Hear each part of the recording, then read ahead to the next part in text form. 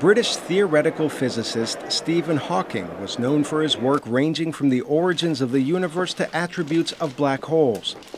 Confined to a wheelchair due to a rare motor neuron disease, Hawking was given just a few years to live when he was only 22. I want to report that I think I have solved a major problem in theoretical physics that has been around since I discovered that black holes radiate thermally 30 years ago. His illness took from Hawking his mobility and left him largely unable to speak without help from a voice synthesizer. Yet if, as I hope, basic science becomes part of general awareness, what now appear as the paradoxes of quantum theory will seem as just common sense to our children's children. Hawking was also a pop culture icon who appeared on Star Trek: The Next Generation, as well as animated series like Futurama and The Simpsons. In 2007, the man who said the human race had no future without going into space experienced flight without gravity.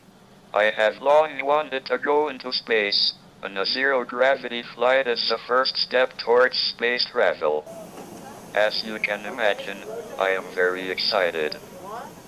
I have been wheelchair-bound for almost 4 decades, and the chance to float free in zero-G will be wonderful. See you in zero-G. Hawking was married and divorced twice. He is survived by 3 children. The legendary physicist met various heads of state, was the subject of a major motion picture, and received the Medal of Freedom in 2009 from then-President Barack Obama. And yet, he never won a Nobel Prize. His theoretical findings required millions of dollars and years to even build the technology to observe his findings. He died on March 14th, which is International Pi Day, in honor of the mathematical constant. As the universe would have it, it's also Albert Einstein's birthday. See you in zero-G.